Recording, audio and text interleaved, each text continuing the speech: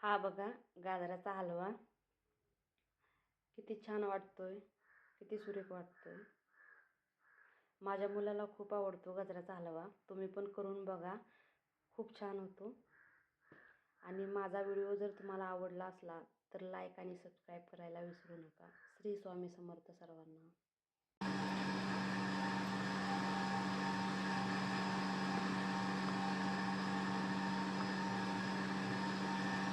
हे एवढी आहेत 1 किलो गाजर। त्याची आता मी सर्वांची साल काढून घेते आणि हलव्यासाठी असेच आता मी एक एक गाजर खिसून घेते।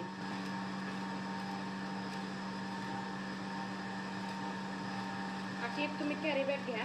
कॅरी बॅग घेतली की म्हणजे कसं कचरा जरी खाली पडला तरी भरायला लागत। आता ही गाजर खिसून घे। असं जर मोठ्या साईजचं जर गाजर घेतलं तर त्याचा मधला भाग खिसून ठेवायचा, तसाच खिसायचा नाही तो।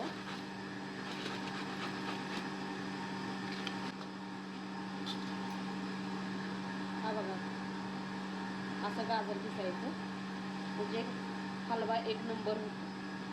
चला पुढे बघू। 1 किलो गाजराचा एवढा खिस पडलेला आहे। हा दाबून ठेवला आहे म्हणून कमी वाटत आहे, पण भरपूर झालेला आहे। आणि अर्ध्याच्या वर पाऊण वाटी मी साखर घेतलेली आहे। आणि ह्याच्यामध्ये ड्रायफ्रूट घेतलेले आहेत, काजू आणि बदाम 10-12 घ्या आणि ते मिक्सरला बारीक करून घ्या। आता मी हे बारीक करून आणते। तोपर्यंत मी कढई तापायला ठेवली आहे। कढई तापलेली आहे, गॅस जरा स्लो ठेवा। तोपर्यंत बारीक करून आणू। मोकळ्या कढईमध्ये हे गाजराचा हलवा टाकून घ्या आणि त्या गाजराच्या हलव्यामधलं जोपर्यंत पाणी सोकत नाही, म्हणजे पूर्ण पाणी त्यातलं जात नाही, तोपर्यंत हलवून घ्या।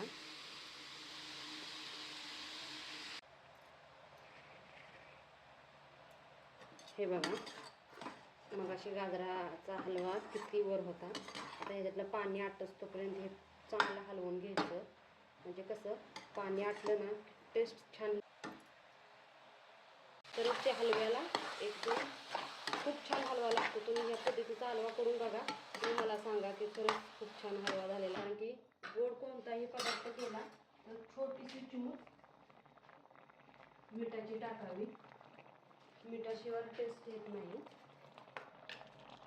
एकदम थोडीशी टाका वरून मीठ, नकळत टाका। टाका म्हणलं की जास्त टाकाल, थोडीशी टाका। आणि परत आता ह्याच्यावरनं मी अजून 1 चमचा तुपाचा सोडत आहे। आणि आता हे हलव्याचं मी कमी गॅसवर ठेवत आहे। तुम्ही पण कमी गॅसवर ठेवा। उकळायला लागलं की मधल्या गॅसवर ठेवा।